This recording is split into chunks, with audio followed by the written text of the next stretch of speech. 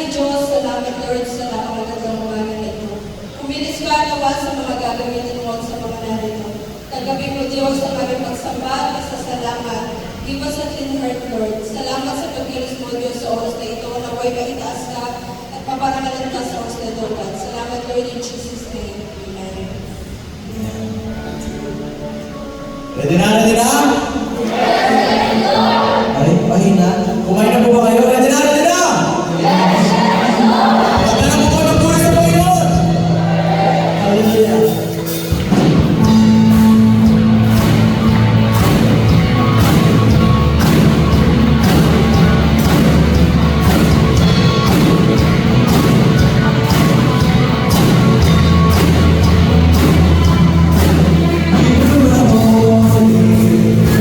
Oh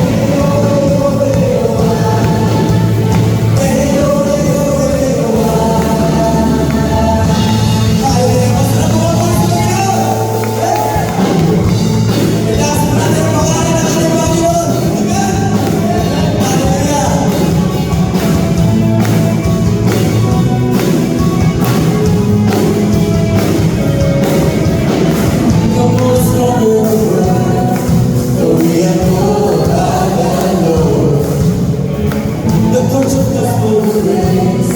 One more we go, one more we go. Let me shine a light and go into the dark world. Let the kingdom of God comes in this world. Oh, darkness, receives every door, receives every door.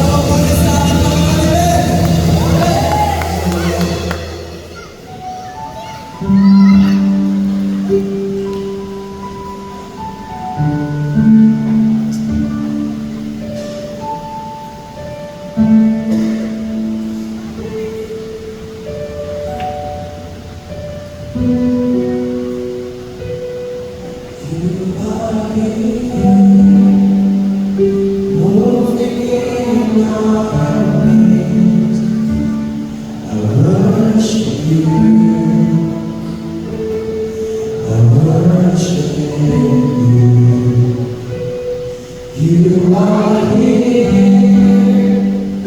working in this place. I worship you, I worship you. You are here, moving in our midst. I worship you. I worship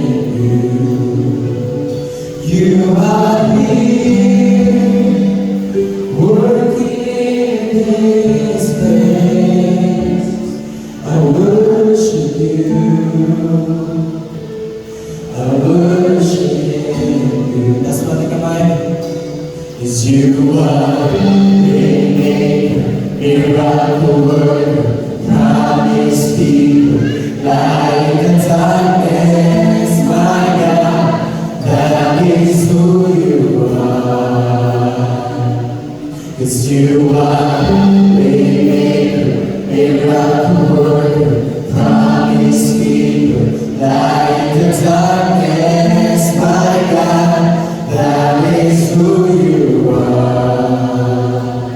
You are here, touching every heart. I worship you, I worship you.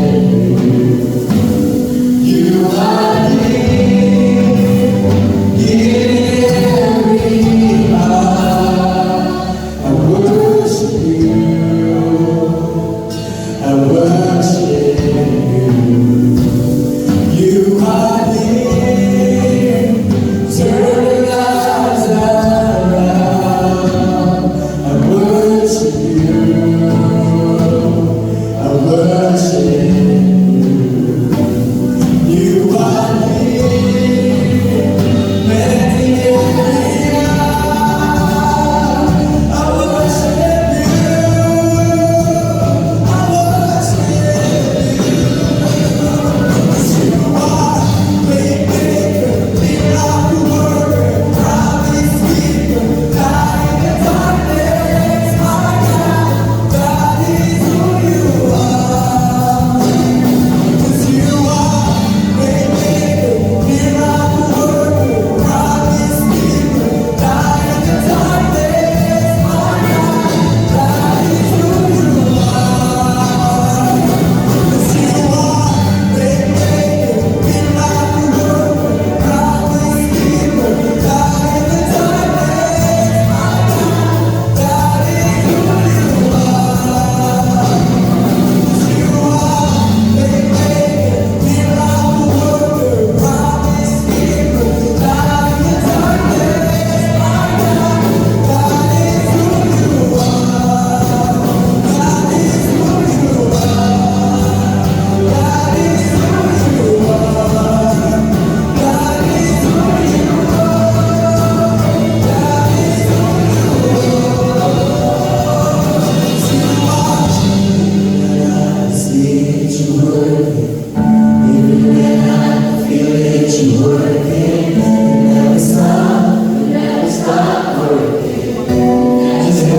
Church, sing this over the Lord. Even when I don't see it, you're working. Even when I don't feel it, you're working. You never stop working. You never stop working. Even when I don't see it, you're working. Even when I don't feel it, you're working. You never stop working. You never stop working. Even when I don't see it, you're working. Even when I don't feel it, you're working. You never stop working. You never stop working. Even when I don't see it, you're working. Even when I don't feel it, you're working. You never stop working. You never stop working. Even when I don't see it, you're working. Even when I don't feel it, you're working. You never stop working. You never stop Waymaker, miracle worker, promise keeper, light in the darkness, my God, that is who you are. 'Cause you are waymaker, miracle worker, promise keeper, light in the darkness, my God, that is who you are. 'Cause you are waymaker,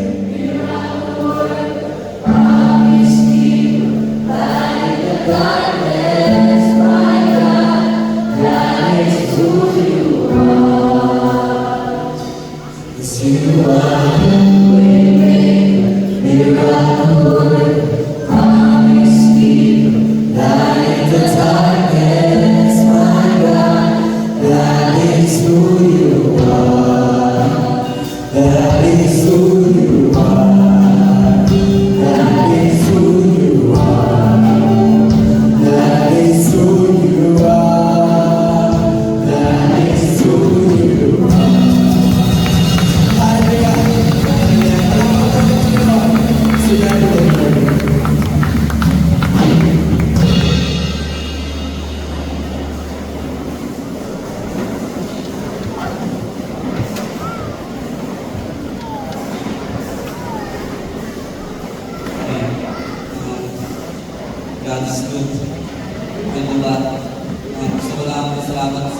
kay Lord.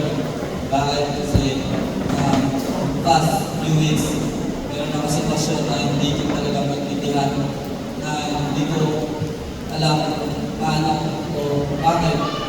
Hindi ko alam kung paano gumawa sa sitwasyon, sa ganong sitwasyon. Parang nasa sa isang lugar na madilim at wala akong kasama, hindi si Lord lamang. Parang nilagay ako ni Lord sa lugar na yun. Pero naniniwala ko ako na kahit sa ganung sitwasyon, si Lord, hindi mo siya nagpapabaya sa ganung sitwasyon. Naniniwala ko na kahit hindi ko man nakikita na pumikilos sa buhay ko, hindi ko man nararamdaman na pumikilos sa buhay ko, but naniniwala ko na si Lord, hindi ko siya umitigil na pumikilos sa buhay ko. Sa pamagitan ng mga tao, through people, or through the scripture, na nare-remind ako ni Lord na hindi niya ako pabayaan. Kaya nasabi kanina na siya ko, ang kanyang lingkod. Sabi kanina na hindi pabayaan ni Lord ang kanyang lingkod o ang kanyang anak na dumanas ng hirap na sitwasyon. Kaya nagpapasalamat ako kay Lord kasi remind ako niya sa sitwasyon sa scripture na to na sa scripture na 1 Corinthians 10:30, the temptation of the overtaken, you accept what is going to happen. God is faithful. Kita mo natin, God is faithful. We will not need to be tempted beyond what you can bear. Beyond what you can bear. But when you are tempted, we will also fight a way out so that you can endure it. Kaya, gusto po ako nagpapasalamat kay Lord kasi hindi niya ako pinababayaan at hindi niya ako hinayaan ng magdusa. Kaya all the glory belongs to God.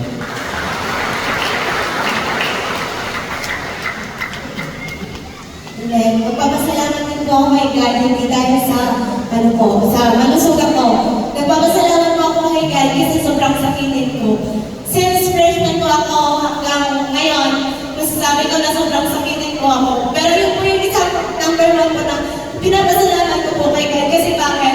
Doon ko po napapatunayan na si God patuloy na makikilos po sa akin. Kasi kung hindi po si God, siguro nga po, wala na po ako dito. Siguro matagal na po ako nakauwi. So, thank you po kay God kasi sa pamamagitan po ng mga karamdaman na nararanasan ko, patuloy na po pinaparanas sa akin yung love, yung care na meron siya po sa akin. Salamat sa Panginoon.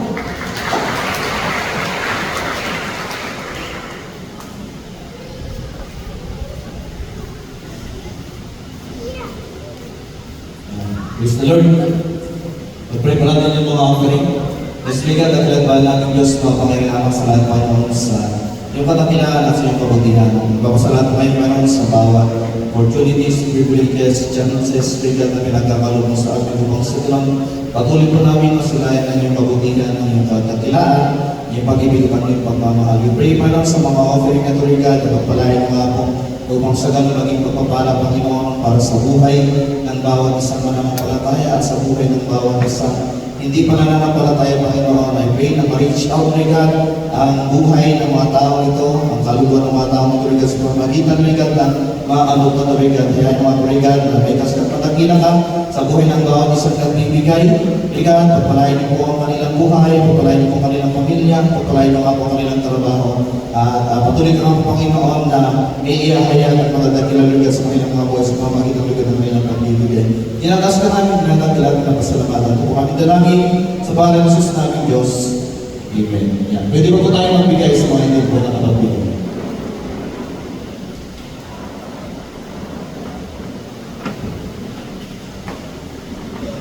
Makipagbukas po kayo sa akin sa Genesis chapter 12 verse 1 to 4. Ito po ang kanyang sinabi. Sinabi ni Yahweh kay Abraham, lisanin mo ang iyong bayan, ang tahanan ng iyong ama at mga kamag-anak, at pumunta ka sa bayang ituturo ko sa iyo.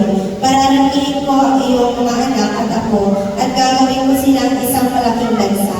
Pagpapalain kita, at gagawin kong nakila ang iyong pangalan, at ikaw ay magiging pagpapala sa marami. Ang sa iyo ay pagpapala ay aming pagpapalain, at ang sa iyo ay sumumpa ay aming susumpain.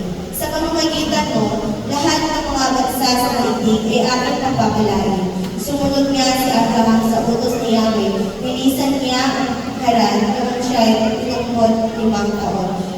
para sa kanya sila. Pagpalain po ng Diyos sa kanyang mga salita.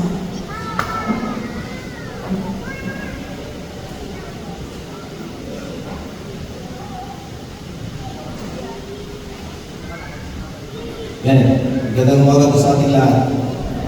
Mabuti po ang Panginoon. Kayo po. Hallelujah. Yan. Napakabuti na ang Diyos sa buhay ng bawat isa sa atin. At naniniwala ako na magpapatuloy pa niya ang kabutihan niya. Yan. Hanggang tayo po ay nagbubuhay. Amen. Naniniwala po ba kayo doon? At kiniklaim niyo po ba yun? Yan. So, kailangan po natin i-claim yung bagay na yun. Kasi kailangan po natin yung bagay na yun. Hindi natin kailangan yung masama. Hindi natin kailangan yung karahasan, yung kapangamakan. Kailangan po natin yung kabutihan ng ating Panginoon. Amen. Yan. So, nabasa na po na nakapagbasa yung ating scripture.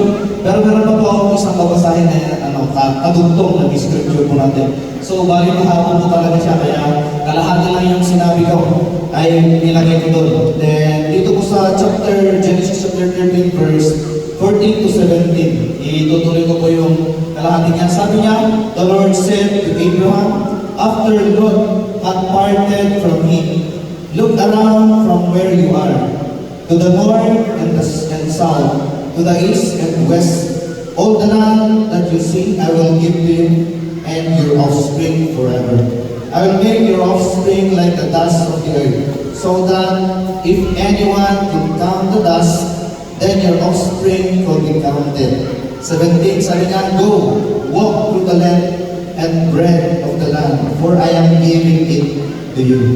Yan po yung sinabi ng Panginoon kay Abraham po. So, balik si Abraham po ay galing nga po siya sa land of Ur. Yan, tinatawag natin Ur, sa Ur Chaldeans. At doon sa lugar na yun, tinawag siya ng Panginoon. Then sinabihan siya na pumunta siya sa isang lugar na kung saan ay hindi niya alam. Lugar na kung saan ang Diyos lang yung makakalam. So sabi ng Panginoon, I will send you doon sa land na I will show you. So bali hindi pa nakikita ni Abraham yung land na to. So si Lord lang yung makakalam talaga kung saan siya i-send ng Panginoon. Then nagkaroon ng meeting kay God. So nag-meet si Abraham at kay God. Then pagkatapos nun, nagbigay ng order si Lord kay Abraham. Ito po yung order po niya. Yan. Then pagkatapos nagbigay ng order, si Lord kay Abraham, instruction, si Lord kay Abraham, ay pinagpala po niya si Abraham. So bale, kapag nagsisend si Lord ng isang tao, ay bago niya i-send yung tao na yun, kung sa lugar na kung saan siya pupunta, ay pinagpapala niya muna. Yan, pinagpapala niya po muna. Ganun po yung ginagawa ng Panginoon. So, tayo lahat, bago pa tayo tinawag ng Panginoon, bago pa tayo sa ng Lord, pinagpala na tayo. Diba po, kung makikita nyo doon sa Genesis, gumawa ang Diyos ng tao. Pero sa huling day na ginawa ang tao. Bakit? Kasi pinagpala niya muna yung tao. So, gagawa mo ng tao, sabi ng Panginoon. Pero gagawin mo muna yung mga bagay na tayo. Kailangan ng tao, mga resources, kailangan niya ng pagkain. Ganun ba yung ginagawa ng ating Panginoon sa buhay ng bawat isa? So, pinagpala ko si Abraham. Yan. Then, ito yung magiging journey ni Abraham. So, magkakaroon po siya ng journey from land of Ur.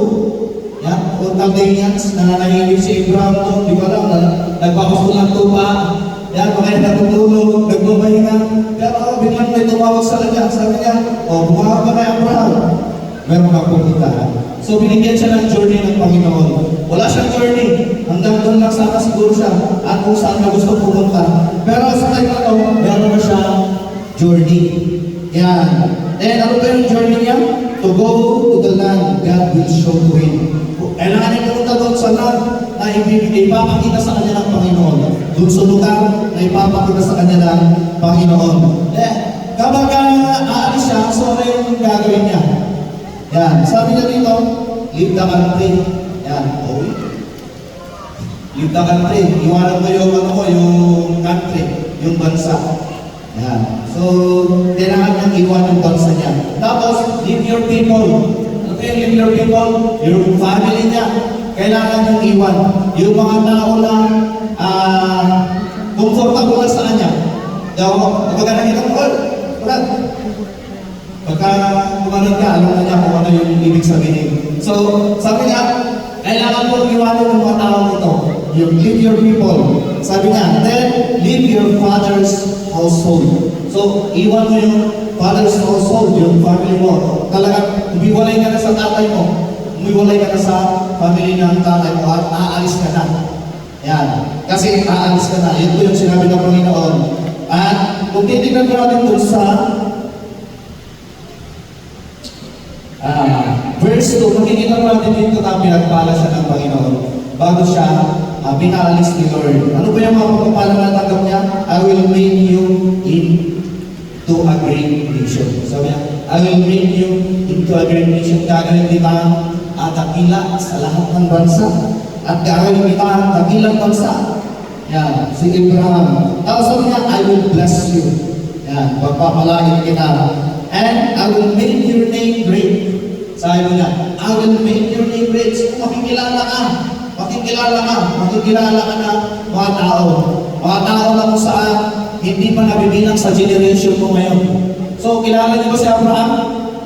O, kilala niyo na si Abraham. Di ba ko? Great si Abraham. Galing Israel, ilang taon? 100 years. 1,000 years, 100,000 years yung nakalipas. Pero kung titignan nyo, Abraham, nabubuhay pa rin si Abraham. Di ba ko? Nabubuhay pa rin si Abraham hanggang ngayon, hanggang sa susunod na generation, sa mga anak mo, sa mga apo mo, yan, mabubuhay at mabubuhay si Abraham. May papakilala si Abraham. Kung titignan ko natin, ganyan ba yung nangyari kay Abraham? Ganyan ba yung pagpapalo na binigay sa kanya ng Panginoon? You will be a blessing. Sabi niya, you will be a blessing. Paano ka naging blessing si Abraham? Titignan ko natin mamaya kung paano ka naging blessing si Abraham. Gusto niyo po bang maging blessing? Kagaya ni Abraham? Amen. Naniniwala po ako na gusto po natin maging blessing. Kagaya ni Abraham. Gusto din natin tumulong sa mga tao na nangangailangan. Kaso nga lang, wala tayong pagtulong. Di ba po? Gusto natin bigyan ng pera yung, walang pera. Wala din naman tayong pera. Tayo din naman sana yung kailangan tawagan ng pera. Gusto natin, wala tayong magagawa. Grabe magagawa natin pag mag-pray. So, huwag niyo pa kung gusto rin yung mag-pray naman. Kasi, may magagawa naman yung prayer. No? Ganun ba yung mangyayari? So, sabi niya, I will bless those who bless you. Yeah, kapag ka pinagpala ka, i-bless ko yung nagpapala. So, napaka-blessed ng mga tao na nagpapala kay Abraham. Napaka-blessed ng mga tao na nagpapala kay Abraham. Yan, makikita ko natin yan mamaya. Bakit blessed yung mga tao na yan? Yan, kaya sabi niya, whoever curses you, I will curse. Hindi ka tatablan ng curse. Sabi ng Panginoon kay Abraham. Yung curse na yun, babalik. Sabi ni Abraham, sabi ni Lord ni Abraham, hindi ka tatablan ng curse. I will curse those who curse you. Sabi niya. Diba? So, ano yung ibig sabihin nun? I am your protection. I am your security. Diba? Yun po yung gusto sabihin ng Panginoon. Diba? Hindi ka tatablan. So, kahit na may mag-curse kay Abraham, hindi siya tatablan ng curse. Ititignan po natin. Diba? Makikita po natin na hindi siya tatablan. Instead, nagpapala siya ng Panginoon. Diba? Yan po yung nangyayari kay Abraham. All the peoples on earth will be blessed through you. All the peoples on earth will be blessed through you. Yan po yung blessing na binigay kay Abraham doon sa journey niya. Yan. So, bawat isa sa atin, meron din po tayo kanya-kanyang journey sa Panginoon. Then, naniniwala po ako na yung journey na to is journey ni Abraham. Naniniwala po ba kayo doon? Journey na to is journey ni Abraham na pinagpapatuloy po natin. Genesis, yan, kaya naman po yung team po natin ngayon is, sabi niya, participating Abraham's journey. So, nakikipag-participate lang tayo dun sa journey ni Abraham. Pero dahil nga, napatay si Abraham, journey na natin ngayon. Journey na natin ito ngayon. Yan, journey natin dun sa... Bakit kaya na-participating Abraham's journey? So, nakikipag-participate lang tayo dun sa journey ni Abraham. Yan, basahin na natin yung Genesis chapter 13. verse 16 hanggang verse 16. Yan. Verse 16, sabi niya, I will make your offspring like the dust of the earth, so that if anyone could count the dust, then your offspring could be counted. Sabi po niya. Yan. Bibigyan kita ng offspring. Ano ba yung offspring na to? Seed. Seed daw po yan, buto. Yan. Pero yung offspring na to, ito po yung buto. Yan. O, yung buto, tumututo po siya. Parang ganyan. Galing po siya sa bunga. Yan, parang ganyan. So, yung tao, i-consider po natin siya anak. Bibigyan kita ng anak. Sabi po niya, yung offspring na to. And sabi niya, like the dust of the earth. Yan. So, kung titignan po natin, dust of the earth, hindi siya mabibilang. Yung dust of the earth. Naniniwala po ba kayo na to? Tayo na to? Dust of the earth. Naniniwala po ba kayo na noon pa man, ay na-prophesy ka na? Pinag-prophesy ka na ng Panginoon? You are the dust of the earth. Bakit? Kasi tumating na yung offspring. Sino ba yung tinutukoy na offspring ito? Si Jesus Christ, yung offspring. Ito yung magiging anak. Yan, si Jesus Christ, ipapanganak doon sa lahi ni Abraham. Itinignan niyo ba yung Mateo, makikita niyo po doon yung genealogy. So si Jesus Christ, galing siya sa lahi ni Abraham. Diba po? Jesus Christ, galing siya sa lahi ni Abraham. So pinanganak yung offspring. Then sabi niya kasi dito sa verse 3 na chapter 12, and all peoples on earth will be blessed through you. Saan yung makikita yan? New Testament. Makikita niyo po yan sa New Testament. Nung pinanganak si Jesus Christ, sinabi ng mga propeta at sinabi ng anghel, yung earth, yung people ay na-bless sa pamamagitan ni Jesus Christ. So, wala tayong relationship with Abraham. Hindi tayo Hebrew. Hindi tayo Jews. So, paano tayo naging anak ni Abraham? Sa pamamagitan ni Jesus Christ. Kaya nga, meron tayong tinatawag na born again. Born again tayo sa pamamagitan ni Jesus Christ. Naging anak tayo ni Abraham. Naging anak tayo ni Abraham sa pamamagitan ni Jesus Christ. Kaya po, ganyan po yung nangyari. Ganyan po yung pangyayari. So, tayo ay counted na anak ni Abraham. Kaya naman nakikipag-participate tayo doon sa journey na binigay sa kanya ng Panginoon. So, gusto ba natin yung journey na binigay sa kanya ng Panginoon? Sabi niya, I will make you into a great nation.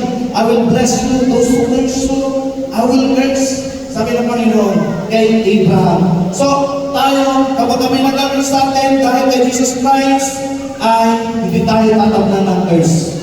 Bakit? Sinabi na ng Panginoon, doon pa lamang, bago pa naman tayo pinanganak, in the beginning, ay prinotektahan na tayo ni Lord. Yan, inaangkat tayo ng Panginoon, inover na tayo ng Panginoon sa pamamagitan ni Jesus Christ at sa pamamagitan ni Abraham. Ganyan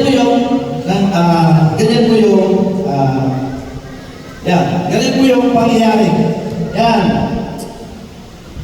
So, ibig sabihin, tayo ay nakipag-participate dun sa journey ni Abraham.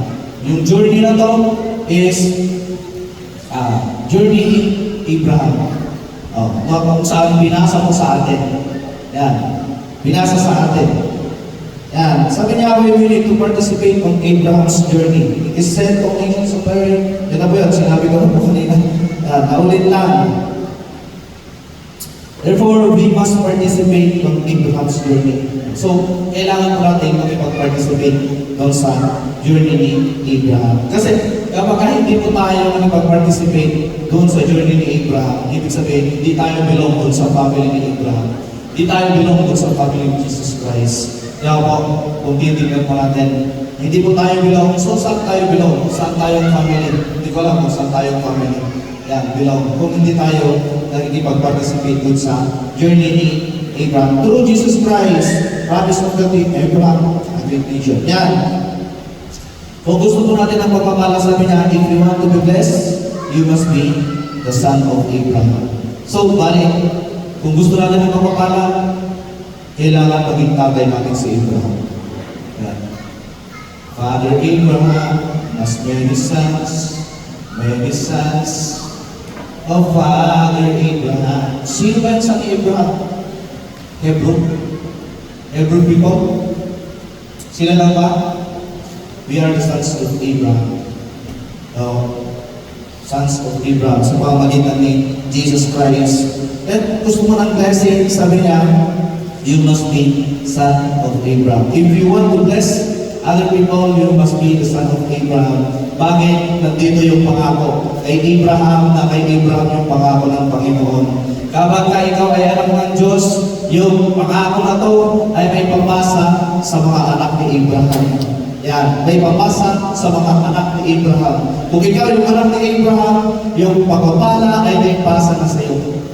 Yan, yung pagpapala ay naipasa na sa iyo. Yan, ilan tayo magiging great nation.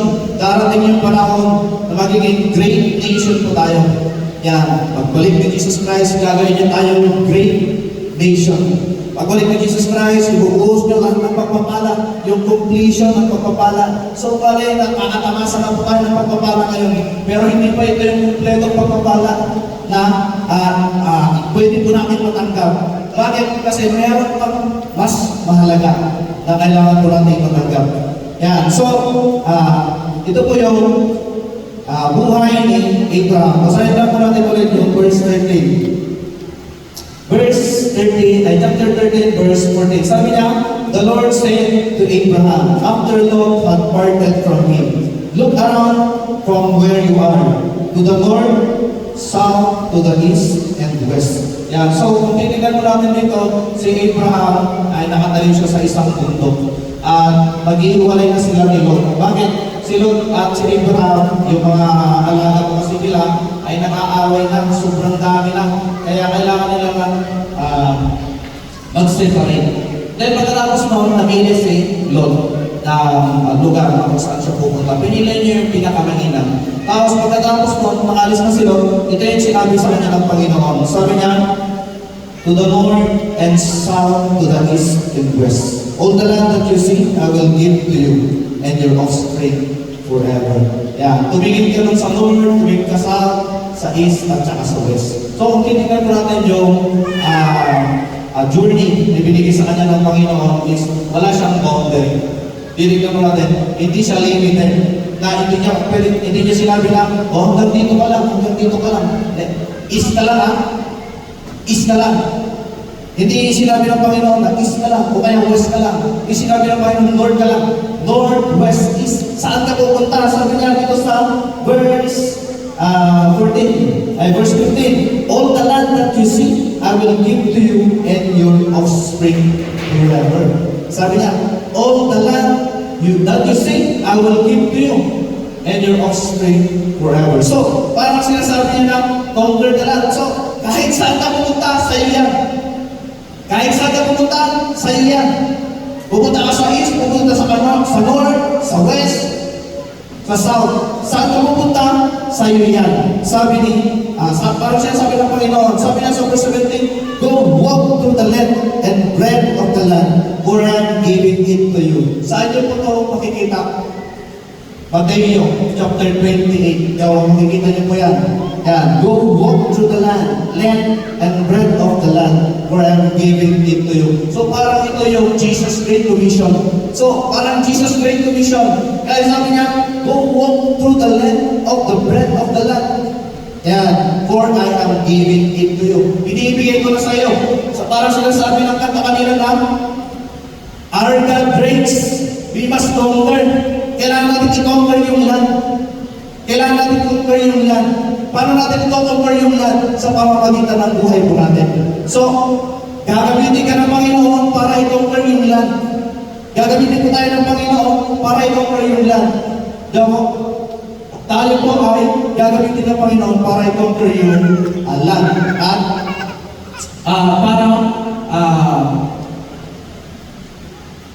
matanggap po natin yung pagpapala ng ating Panginoon. Yan.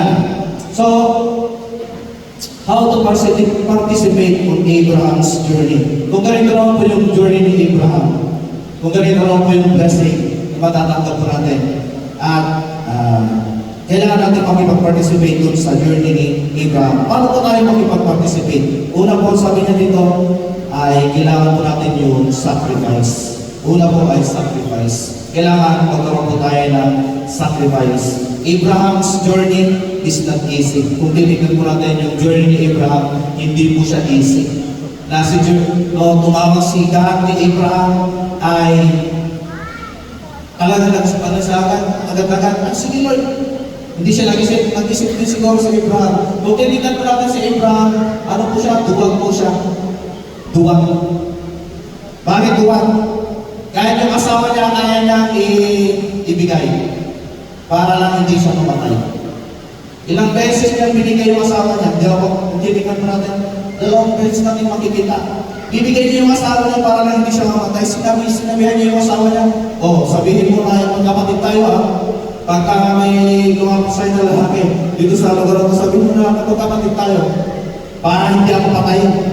Di ba? Sinabi po ni Abraham, sobrang buwag ni Abraham, matatakotin si Abraham. Pero kung titignan mo natin, ay sumunod siya dun sa kalooban ng Panginoon. Bakit siya sumunod dun sa kalooban ng Panginoon? Dahil siguro sa mga pagpapala. Kung titignan po natin si Abraham, wala na siya anak. Yan. Kaya gusto niya ng anak. Yan. Minsan, ganyan din po tayo tinatawag ng Panginoon. Kaya minsan napilitan lang tayo. Kaya minsan, sige pa lang tayo. Yan. Minsan, di natin alam bakit tayo nandito sa simbahan. Bakit ako nakikinig ng salita ng Panginoon? Dapat nandun ako ngayon. Nanonood ng TV, yan, kumakain, nagsasaya. Yan, kaya hindi natin maintindihan minsan. Yan, yung pagtawag ng Panginoon, kaya yung pagpapakilala niya sa buhay ng bawat sa atin. Pero minsan, kapag tinawag po tayo ng Panginoon, kapag nakikipag-participate po tayo dun sa journey ni Abraham, dun sa journey na binigay sa atin ng Panginoon, ay kailangan po natin yung sacrifice. So ano po yung sacrifice po natin? Kung titignan po natin sa Abraham, ay iniwan mo niya yung country niya, iniwan niya yung people niya, iniwan niya yung family po niya. So, hindi ka naman sinasabi na kailangan mong iwan yung bansa mo, kailangan mong iwan yung mga tao na nakapaligid sa'yo, kailangan mong iwan yung family mo. Hindi po rin yung gusto kong sabihin. Pero, minsan, may mga bagay na kailangan po natin iwan. Yan. Doon sa pag-respond po natin doon sa kalooban ng ating Panginoon. Hindi ko alam kung ano yung bagay na yun na kailangan mong iwan. Pero meron, kung gusto mong sumunod sa Panginoon, kung gusto mong pagpalain ng Panginoon, kailangan meron kang iwan. At kailangan meron kang ibigay. Kailangan meron kang iwan, kailangan meron kang ibigay. Yan.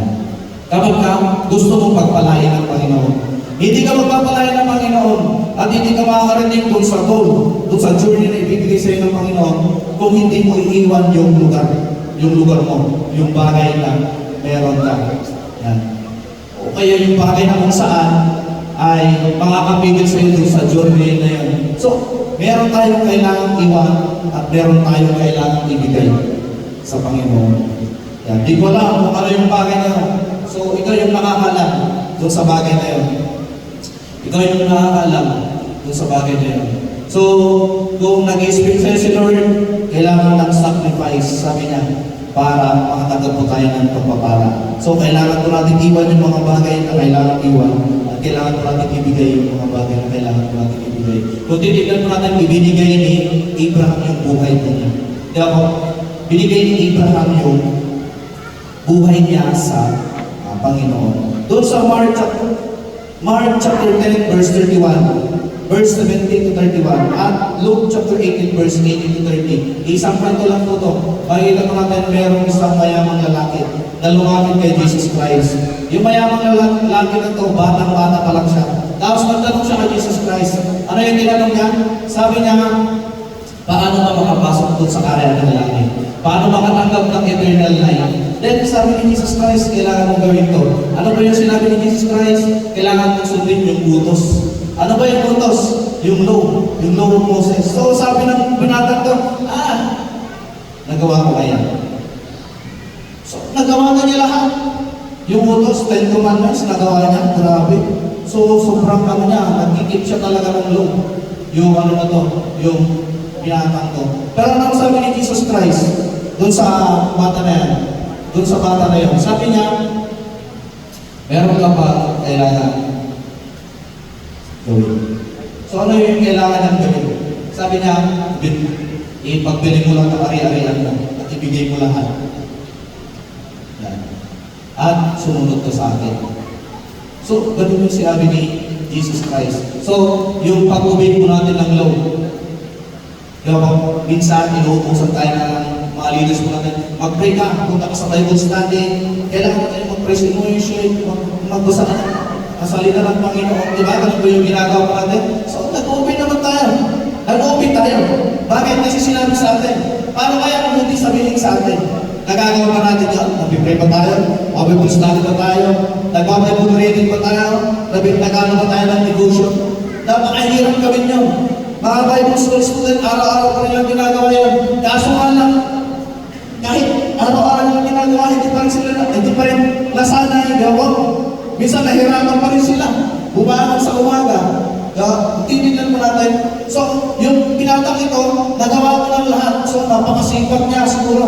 Yung binatang ito, na mag-obey ng law. Pero sabi ni Jesus Christ, hindi pa yan sapat. Hindi pa yan sapat. Sabi ni Jesus Christ. Ano pa yung kailangan gawin? Sabi niya, ibigay mo yung ari-arian mo at ibigay mo. Hindi ko lang sinasabi na ibigay niyo yung mga ari-arian niyo at ibigay niyo sa Panginoon. Kung gusto nyo gawin, at kung tinasagay ni Lord, why not? Diba? Praise the Lord. Pero parang sinasabi ng Panginoon dito na, meron ka pang kailangan na gawin. Meron ka pang hindi iniwan. Sabi ng Panginoon. Yan. So, ganoon po yung makikita po natin dito sa yan. So, meron po tayong part. Ang part ng Panginoon ay instruct po tayo. Pero yung part po natin ay meron tayong iwan, meron tayong ibibigay. Yan. Yun po yung part po natin. Hindi lang part ni Lord lahat. Meron din po tayong part. Kaya nga, meron po tayong relationship. Kasi kung part ng ni Lord lahat, eh, para ka tayong robot lang. Gawin mo to, gawin mo to, gawin mo to. Pagkatapos mo, kapag wala nang gagawin. Gawin mo to, gawin mo to, gawin mo to. Pagkatapos mo, wala namang utos, wala ka namang gagawin. So, hindi po ganun yung pag-ibig ng Panginoon at hindi po ganun si Lord sa buhay ng bawat sa atin. Yan po yung una, kailangan po na sacrifice dun sa journey ni Abraham, dun sa journey na binigay sa atin ng Panginoon. So, ito ay journey na po natin. Yan. Dahil tayo po ay naniwala kay Jesus Christ. So, meron na tayong mga kanya-kanyang journey na binigay. Yan. So, ano ba yung unang gagawin? Sacrifice. Pangalawa po is obedience. Yan. Kailangan po natin ng obedience. So, ano lang po ng mga to, lagi-lagi natin napapakinggan. Every Sunday, napapakinggan po natin. Sacrifice, obedience, yan. At parang madali siyang gawin. Pero, sobrang hirap niyang gawin. Parang madali lang. Parang ginagawa natin. Pero, minsan hindi. Yan. Yung obedience. Hebrew chapter 11 verse 8. Basahin ka mo natin yung Hebrew chapter 11 verse 8.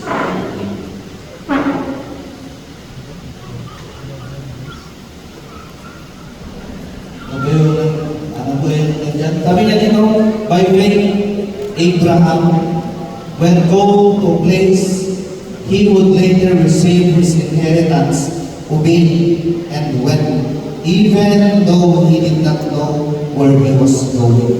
Now, Abraham obeyed and went, even though he did not know where he is going. Yung tao kasi, minsan, kinakalculate natin yung mga bagay-bagay. So, kung kakalculate natin kung maganda ba yung kakalabasan, maganda ba yung resulta, kapag nakita natin parang hindi siya maganda, parang walang pupuntahan, parang walang goal, walang destination, hindi tayo never na magkakit tayo na pumunta. Di ba? Kinakalculate na natin. Pero kapag makita mo makakabutihan sa'yo, sigurado yan pupunta ka kahit linggo. Di ba mo? Kahit linggo pupunta ka. Hindi ka magsisimba. Di ba mo? Ganun ba yung mangyayari? Hindi ka magsisimba. Bakit? Kasi maganda yung resulta. Yung tao, ganyan po tayo minsan. bago tayo mag-obey, kakalculate muna natin, i-measure muna natin. I-measure muna natin. At titignan muna natin kung okay o hindi. Di ba? Yung kasabihan ng tao, hanggang hindi ko nakikita, ay, paano ba yan? To see is to believe. No? Pero si Abraham, hindi po siya gano'n. Si Abraham, sabi niya, kahit na hindi niya nakita. Doon sa verse 8, sabi niya, he did not know where he was going. So, hindi niya alam kung saan siya pupunta. Pero kung titignan po natin dito, sumunod pa rin siya sa Panginoon. That is faith. Ito po yung faith. Hindi natin alam kung saan tayo pupunta. Pero alam natin na nag-i-speak sa atin si Lord. Alam natin na nangungusap sa atin si Lord. Alam natin na inuutosan tayo ng Panginoon para sa bagay nito. Kaya kahit na hindi natin alam, kahit na nakita natin na may pangalan ng Sarah, kung si Lord yung nagsabi, susunod pa rin tayo. Di ba? Yun po yung pananampalataya. So, yung faith is, ano siya, above the normal. Kung ito yung normal level, dapat above yung faith. Yan. Paano ba siya naging faith kung normal lang? Di ba? Paano siya naging faith? Paano mo na-exercise yung faith mo kung normal? So, yung sinasabi ko dito, yung faith is obedience. Yung faith ni Abraham, ito pa yung obedience po niya. Yan, dahil meron siyang faith, ay nag-obey siya sa Panginoon, pupunta siya sa lugar na hindi niya alam. Kung saan, makamatay siya o hindi. Yan. So, yung faith ko dito is obedience. So, kailangan po natin yung faith. Kaya nga, lagi sinasabi doon sa New Testament na kailangan natin magkaroon ng faith. Lagi sinasabi ni Jesus Christ na kailangan natin magkaroon ng faith. Lagi, example doon sa New Testament na, yung tao ito by faith, sinasabi ni Jesus Christ, yung tao ko may faith, may faith, may faith, may faith. Bakit? Kung wala tayo pananampalataya, hindi natin talaga kayang mag-obey. Hindi natin talaga kayang mag-go. Hindi natin talaga kayang umalis. Di ba? Kung wala tayong pananampalataya. Ang mga umalis, ang mga nag-go, ang mga nag-go forward, ang mga nakakatakot ng pagpapala ay yung mga may pananampalataya. Yan. At kapag meron kang pananampalataya, ay nag-uubig sa Panginoon. Yan. Nag-uubig sa Panginoon, yung mga merong pananampalataya. Bakit? Alam nila na nangusap si Lord. At kahit na ano man yung makita nila, kahit ano man yung maranasan nila, kahit ano man yung nakikita nilang resulta sa isip nila, mag-go sila. Bakit? Alam nila na nangusap si Lord. Alam nila na si Lord yung nangusap. Yun nga lang, alam natin kung si Lord yung nangusap, baka hindi natin kilala si Lord. Kaya minsan hindi tayo nag-go. So kailangan mo din kilalanin kung sino yung Lord mo. Sino ba itong Diyos na nangungusap? Kaya ba kanyang ipagtanggol? Even you will walk to the darkest valley, sabi niya, even though I walk to the darkest valley, kahit na nasa panganib ka, kaya ka ba niya ipagtanggol? Yan ba yung Diyos mo? O yung Diyos mo tuwa? Kapag ka na nasa darkest valley ka, iiwan ka na niya. Hindi na po ganyan yung Diyos. So, kailangan din po natin kilalanin kung sino yung Diyos na meron po tayo para makamtan po natin yung obedience. Yan. So, kailangan po natin mag-obey kagaya ni Abraham. Una, sacrifice. Pangalawa, obedience. Tapos, number 3, ay kailangan po natin i-honor si Lord. Yan. Basahin lang po natin yung chapter 12, verse 6 to 7. Abraham traveled through the land. So, umalis na si Abraham. Pumunta na siya doon sa lugar na yun. Sabi niya, Abraham traveled through the land as far as the site of the great way of Moreh at Shechem. At the time, the Canaanites were in the land. Sabi niya sa verse 7, the Lord appeared to Abraham and said, to your offspring I will give this land. So he built an altar there to the Lord, who had appeared to him. Sabi niya, so he built an altar there to the Lord, who had appeared to him. Verse 8, from there he went on toward the hills east of Bethel and pitched his tent with Bethel on the west and Ai on the east. There he built an altar to the Lord and called on the name of the Lord. Dalawang beses po na nag-build ng altar sa Abraham, sa Panginoon. So, ano po yung ginawa niya? Sabi niya, kailangan po natin i-honor si Lord. Yan. Kailangan po natin mag-build ng altar to the Lord. Yan. So, building an altar is honoring the Lord. So, paano ba mag-build ng altar? Kailangan daw po siya ng sacrifice. at kailangan ko siya ng covenant. Yan, yung honoring the Lord, sacrifice, covenant, at kailangan din po siya ng divine encounter o connection with God. Yan, if we are building altar to the Lord, dapat connected tayo sa Panginoon. Alam natin yung plano niya sa buhay natin. Kaya po, dapat connected po tayo, nakikipag-usap po tayo sa Kanya. Yan, kapag nalulungkot ka, nasasabi mo nga sa Panginoon na, Lord, nalulungkot ako. Kapag masaya ka, nasasabi mo sa Panginoon na, masaya ako ngayon, Lord. Yan. O hindi mo pa nasasabi hanggang ngayon. Ibig sabihin, hindi ka ma-connected. Yan, hindi mo pa naririnig yung boses na ating Panginoon. O-honor po natin ang Panginoon sa pamamagitan ng sacrifice, ng covenant, at sa pamamagitan ng divine encounter. So, relationship, yung gusto ng ating Panginoon. Dapat baka ino-honor mo natin siya. Hindi lang yung pagpunta natin sa Sabado, kaya pagpunta natin sa Linggo. So, bali, kahit saan pa tayo pumunta, dapat na-honor mo natin si Lord. Yan. Kung titignan ko natin, kahit saan pumunta si Abraham, na-honor niya si Lord. Bakit? Nag-build siya ng altar. Paano po tayo mag-build ng altar? So, every morning, kailangan po natin mag-build ng altar. Paano po yung mag-build ng altar? So, kailangan ko natin mag-devotion, mag-pray, magbasa ng salita ng Panginoon, mag-meditate ng salita ng Panginoon. Now, kung titignan po natin, every starting na journey ni Abraham, nag-build siya ng altar. So, every starting the day, this is your journey. Ano po yung kailangan natin gawin? Mag-build tayo ng altar. Ano po yung, paano po mag-build ng altar? I-honor natin si Lord sa pamamagitan ng sacrifices, sa pamamagitan ng covenant, at sa pamamagitan ng divine encounter o connection with God.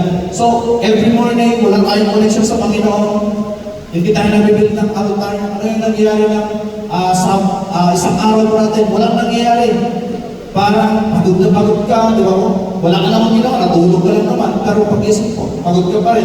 Problemado ka pa rin. Diyan, kapag pagising mo sa umaga, pero kung titignan natin, pag-isip mo sa umaga, mag-i-start ka ng devotion, mag-i-start ka ng encountering sa Panginoon, i-honor mo si Lord. Makikita mo yung kaibahan. Makikita mo yung kaibahan. Yan. Pagod ka? Pagod tayo minsan. Kasi sobrang natin, alcoholic natin sa trabaho. Kayo. Pero ako, hindi ako masipag. Pagod tayo. Pero parang hindi tayo pagod. Bakit? Nag-build tayo ng relationship sa Panginoon. Starting, mag-start ka lang yung araw na yun is nagkaroon tayo ng connection, nagkaroon tayo ng relationship sa Panginoon, nagkaroon tayo ng communication with God. Yan. Pagod tayo, mararamdaman natin yung pagod. Minsan mararamdaman natin yung problema, mararamdaman natin yung kabigatan. Pero, magagawa natin, salamat. Thank you, Lord. Kahit na ganito, ay, thank you, Lord. Kahit pagod ako, ay, thank you, Lord. Yan. Yun po yung kaibahan na meron tayo, Diyos, at nag-build tayo ng altar sa Panginoon. Ino-honor natin si Lord. So, yun lang po yung tatlong bagay na gusto kong ibahagi sa pakikipag-participate po natin sa journey ng Panginoon. Kapag ginagawa po natin ito, makakareceive po tayo ng pagpapala na nanggagaling sa Panginoon sa pamamagitan ni Jesus Christ. Yan. Kung maniniwala ka. Yun nga lang, kung hindi po tayo maniniwala, wala talagang pagpapala. Hindi ka nakakamiwala eh. Bakit ka pa bibigyan na pagpapala? So, kailangan po natin maniwala. Yan. Yun lang po yung ano po natin? Yung worship po natin sa yung word po natin sa araw na ito. Yan. Sabi po ng kanta na si Jesus Christ daw siya yung way maker. Yan. So, gumawa siya ng way para sa journey mo natin. Ito po si Jesus Christ. Kaya sinasabi niya dun sa salita niya, I am the way, the truth, and the life. Yan. Kapag ka gumawa ng way si Lord dun sa buhay mo, ano ba yung gagawin mo? Mag-step forward ka ba? O mananatili ka lang sa lugar na yan, sa lugar mo ngayon. Bakit? Kasi comfortable ka na. Okay ka na. Yeah. Okay ka na. Pero pagka sinasabi ka ng Panginoon, step forward, malis ka sa lugar na yan. Waymaker po ang ating Panginoon. At naniniwala pa ako na hindi niya tayo dadalhin sa kapahamakan. Naniniwala po ako na hindi niya tayo dadalhin dun sa karahasan. Dahil ang pangarap ng Panginoon ay pagpalain po ang buhay ng bawat sa atin. Kaya nga, nag-promise ko siya kay Abraham na balang araw ay magsisimba tayo at maniniwala tayo sa Panginoon. Balang araw, kayo ay magiging between. Kayo ay magiging dust of the earth. Yan. So, ito po yung daan na ginawa sa atin ng Panginoon. So, napaka-blessed po natin. Bakit? Kasi si Lord gumawa siya ng daan para sa atin. Tinatry natin gumawa ng daan. Di ba? Tinatry natin mag-open ng daan. Tinatry natin hanapin yung daan. Di ba? Kung saan tayo nakaposisyon, pero hindi natin mahanap. Di ba? Hindi po natin mahanap. Pero ngayon, nahanap na po natin yung daan sa pamamagitan ni Jesus Christ. Yan.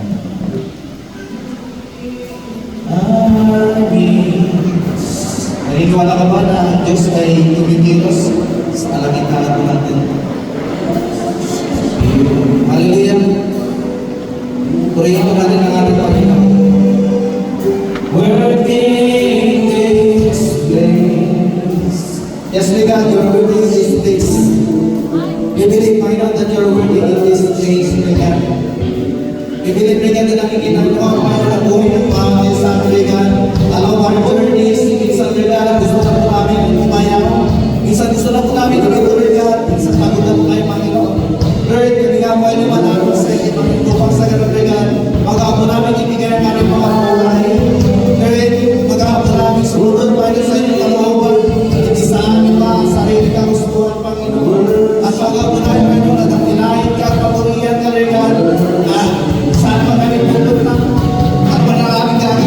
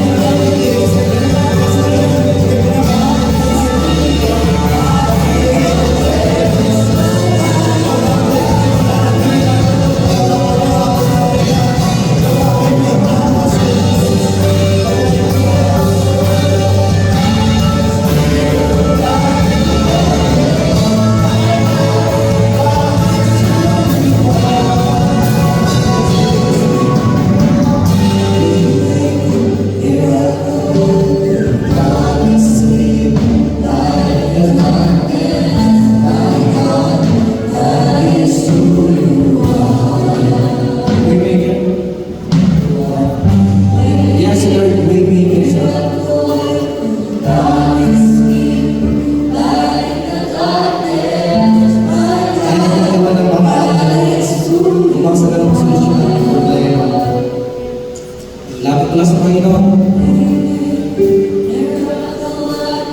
Hallelujah.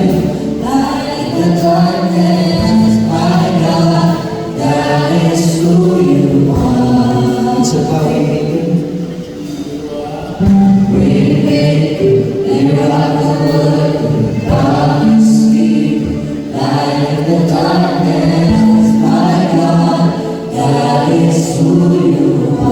Yes, salamat sa lahat, Panginoon, sa iyong mga pangako, Panginoon, na binigay sa buhay ng bawat isa sa amin. Sa mga miracles, God, na pinakita mo na sa buhay ng bawat isa sa amin, Panginoon. Sa miracles, God, na iyahanda mo rin sa buhay ng bawat isa sa amin, Panginoon. We thank you, God, for opening the way, God, upang sa ganun, God, kami nga po ay makatanggap ng mga pagpapala, especially, God, ang mga papapalang buhay, Panginoon, na iyong pinagkaloob, God, sa pamagitan ng iyong anak na si Jesus Christ. Lord, ayan mo, Panginoon, na kami nga po ay lalakad, Panginoon, sa daan na ito, Panginoon, upang sa ganun, God, ay aming matanggap at makamtan, Panginoon. Ayan mga purihan, na may tasakan mo ng ilang at mapurihan ka rin sa mga pagkakataon. Tumami na lang sa panin sa aming Diyos. Amen. Gusto sa amin na.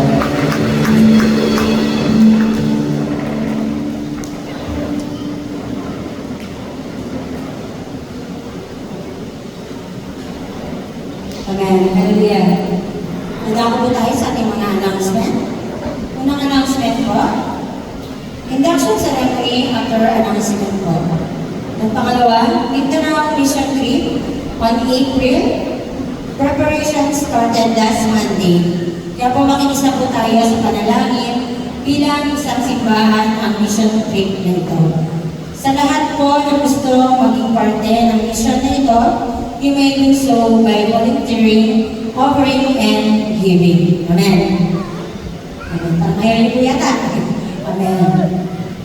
Pangatlo, Light of Love Church Mission Team ay darating po this coming January 26 hanggang 29. Kaya magkakaroon po tayo ng joint fellowship January 27. Pang-apat po, WTS Module Class, January 26 hanggang 27. Ang subject po is Law of the Spirit of Life by Reverend Lee Sangwan.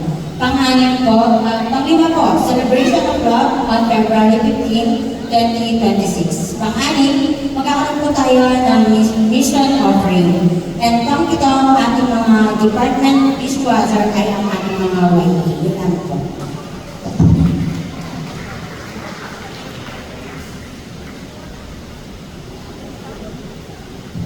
Amen. Hindi po pinakita yung picture. So sa lahat po naman gusto po magiging parte sa mission trip, kahit hindi po kayo makasama, pero pwede po kayo makisama sa pamamagitan po ng pagbibigay. Ang aming mission team ay nangangailangan po ng tatlong bagay. Mukhang wala pa rin po yung picture. So yung tatlong bagay po na ito, na-post ko na po sa Facebook page ng ating church. Kailangan po ng tambourine, and then sleeping bags, at saka ng t-shirt para po sa mission team. So sa lahat po ng mga gusto po makisama at sumuporta sa mission trip na ito, kayo po ay malaya pong magbigay. Either magbigay na po ng gamit or magbigay po kayo ng pera para po ma-prepare po namin ang tatlong bagay na kadadalhin po namin doon sa Mindanao. Amen? Another, hindi po tayo mission offering today. Support offering for WBC po tayo today. Ngayon, every Sunday nagko-collect po tayo ng special offerings. Kung makikita po ninyo dito sa screen, ay papakita ko lang po muna ang picture. Ito po ay Bodega Church. Yung pangalan po ng lugar ay Bodega. Doon po sa Colombia, Mindanao. So ginagawa ko dyan yung green na yan, yung window, sige. And then ini-install po nila Pastor Michael dito po sa simbahan. Ito po, Bodega Church po na ito, dahil po sa pinaalis na po sila doon sa kinaroroonan nila ng lugar, lumipat po sila ng lupa, and then doon po sila nagtayo ng church. So, ito po ay church ni ito po yung church ni Pastora Cherry May, na pangalan po ay Bodega Church ito, WMI. So, gamit po ang ating first Sunday na mission offering ay sinuportahan po natin ang partial, hindi po 100%, pero partial process ng Next, first Sunday na mission offering din po natin, ayan po ay Lake Lahit Church sa Lake Cebu. Ito po ang church ni Pastora Elizabeth Abad. Kung kilala niyo pa po ninyo, yung kapatid po ni Mr. Jerry Abad na nag-aral din po dito. So, yan po ay tinatayo po ang kanilang Sunday School room. Dahil maliit po ang kanilang church and then kailangan po sila ng panibagong area. So, yan po ang kanilang ginagawa. And through our mission offering, ay sinuportahan din po natin ang pagtayo ng kanilang Sunday School room. So, bago tayong magsawa sa pagbibigay sa ating Panginoon, kasi ang lahat ng ating pagbibigay ay meron pong paggamit sa ministeryo ng ating Diyos, and then, ang pagpapala po ay binabalik po ng Panginoon sa inyo. Amen po ba? Amen. So, dahil support offering po today, let's collect our support offering for WBC.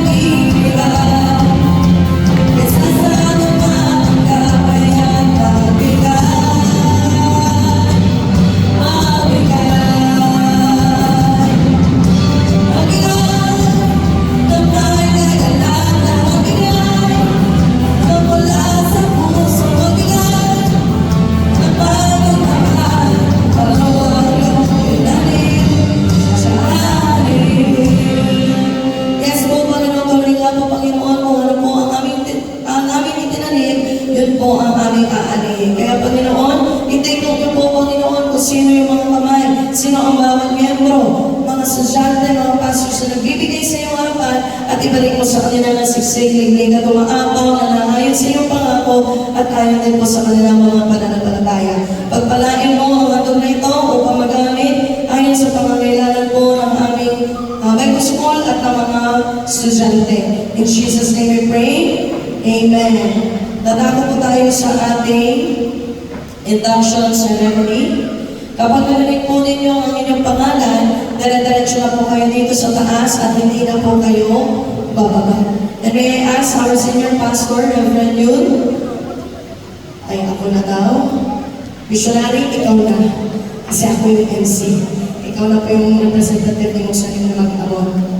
So, picture taking po is after po ng ating benediction. Pero sa ngayon, patayo lang po kayo dito sa harapan, you will receive your certificates para po ma-recognize po kayo ng ating mga member. So magkakaroon po tayo ng appointments.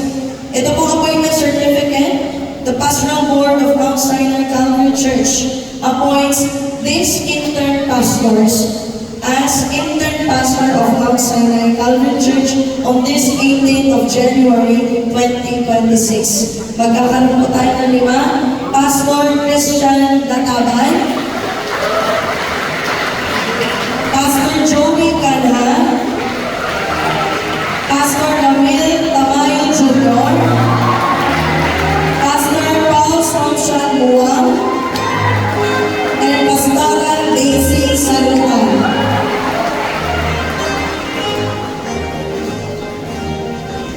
Uy, punta ka lang kayo sa cross. Harap kayo sa tao para makita kayo ng mga tao. Yan. Excited po si Mr. Nancy. So, sila po ang ating 5 intern pastors. From today onwards, tatawagin nyo na po silang pastor. Hindi po brother, hindi kuya, hindi ate, hindi sister, kundi ano? Pastor! Next, huwag kayong stay put. Next, this appointment certificate is given to the deacons of Mount Sinai Calvary Church on this 18th of January 2026. Jocelyn Galima, Kevin Galima, JV Kalugay, Leian Abumo, Rina Montero, Renato Gomez, Mayra Haripa, Rio Tetras, Lenny Clamor, Corazon Teodoro, Pepito Kalugay, and Celine Ortega.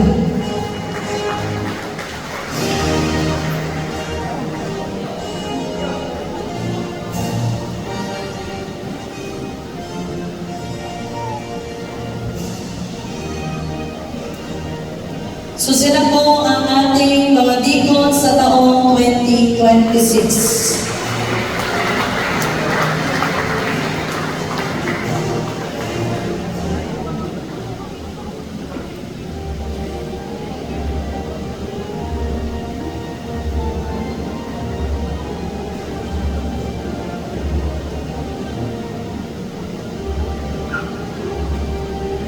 Meron po mga absent at yung mga taga-bigay ng certificate, hindi po binabasa ang mga pangalan. Okay. Next. Department officers po natin sa 2026. Tatlong department lang po ang meron daw pong officers. Mag-start po tayo sa Men and Women Department. Ang kanilang officers approved and appointed by the Pastoral Board of the Mount Sinai Calvary Church. President ng Men and Women Department, Mayra Halipa. Vice President, Renato Gomez. And Secretary, Lenny Clamor. Sino po ang tatlong officers ng Men and Women Department? Sunod po ang YA, Young Adults Officers. President, Kevin Galima. Vice President, Rina Montero. Secretary, Jocelyn Galima. Treasurer, JV Kalugay. And Auditor, Leian Abubo. Sunod po ang ating youth officers. President ng Youth and Young Teens Department, Janbert Labrador. Vice President, Rayleigh Calderuman. Secretary, Nancy Sandalan. Treasurer, Ivy Cortez. And Auditor, Patrice Gianna Zurvita.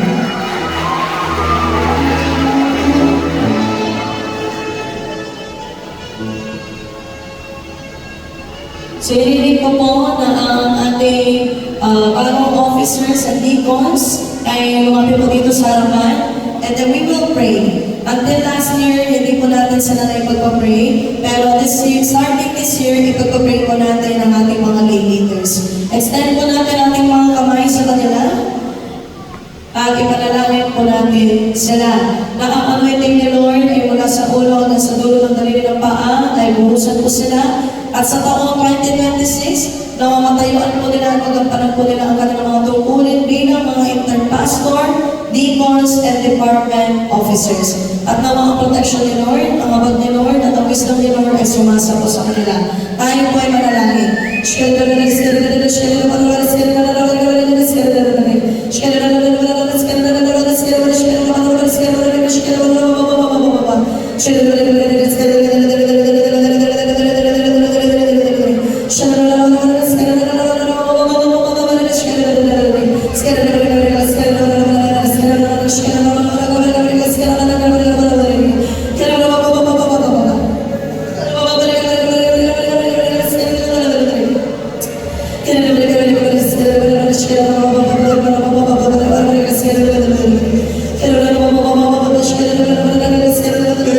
Thank you.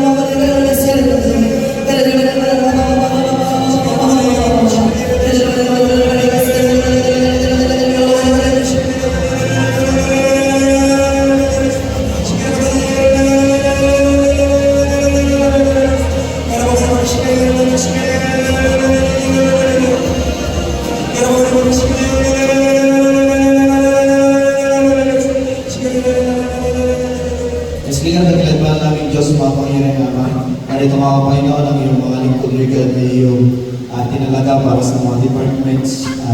Sa Deacon Regal Green, binigyan mo sila ng responsibility dahil naniniwala ako kayo Panginoon na sila nga po ay nakita mo bilang responsible regal sa mga responsibilities nito. We pray Panginoon for your guidance and leading regal upang sa ganun malaman po nila Panginoon kung ano yung kailangan po nilang gawin Panginoon kung ano yung mga mabuti at mga maganda Panginoon para sa iyong ministerial regal sa lugar na ito. Pagpalayan niyo nga po sila regal upang sila maging pagpapala din po sila sa mga departments na meron nga po sila Panginoon at ganoon din ako sa simbahan na ito. Liga natin alas na namin tinatagilan na po yan sa bawat pagkakataon. Ito po kami dalangin sa pangalan ng Jesus naming Diyos. Amen.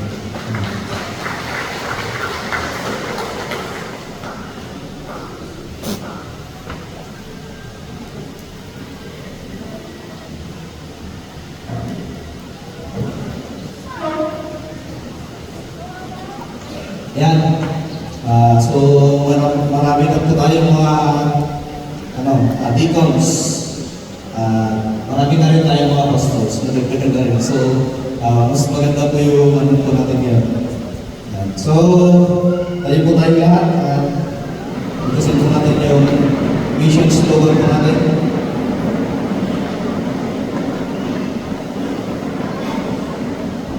Spread po natin yung mga kamay po natin. Then, sigaw po natin yung make 2 disciples.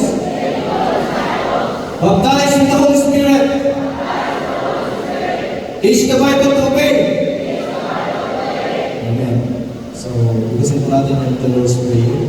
Our Father, who's up in heaven, hallowed be thy name. Thy kingdom come, thy will be done on earth as it is in heaven.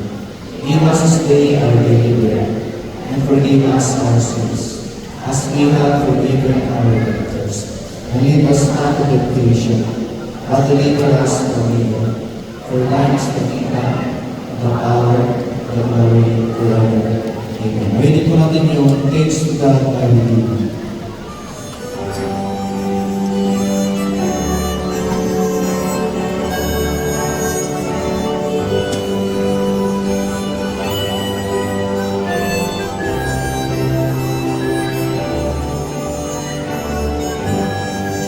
Thanks to God for my Redeemer. Thanks for all the has provided.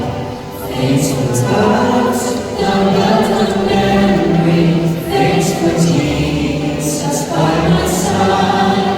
Thanks for plans and all the springtime. Thanks for dawn and day before. Thanks for years I now forgotten. Thanks for peace within my soul. Thanks for grace that I stand still. Thanks for what that was denied. Thanks for storms that I have weathered. Thanks for all that was supplied. Thanks for pain and thanks for pleasure. Thanks for comfort in despair. Thanks for grace that nothing measure. Thanks for love beyond compare.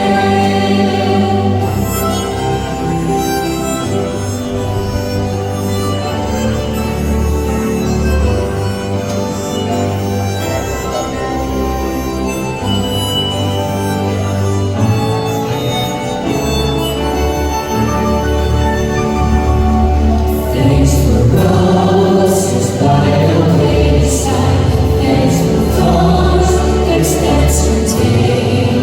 Thanks for hope and thanks for fireside. Thanks for hope that sweet refrain. Thanks for joy and thanks for sorrow. Thanks for heart in peace within. Thanks for hope in God's tomorrow. Thanks for all eternity. Sige, tinatas na namin, dinagamilan namin ang Korean Ligan sa buhay ng bawat isa na narito rin. Kaya naman Panginoon umagas na kanilang buhay ligan ang urban sa pagpapalagay pagpapala, magpapulong ng paa, at sa lahat ng aspekto ng kanilang mga buhay, Panginoon, ang kalakasan, ang kasiyahan, ang pag-ibig, at ang pagmamahal, Panginoon, na nagagaling sa inyo. Tinatas ka namin, tinatakilan, tinapriyang. Kung kami dalangin sa pangalan ng Diyos, Amen.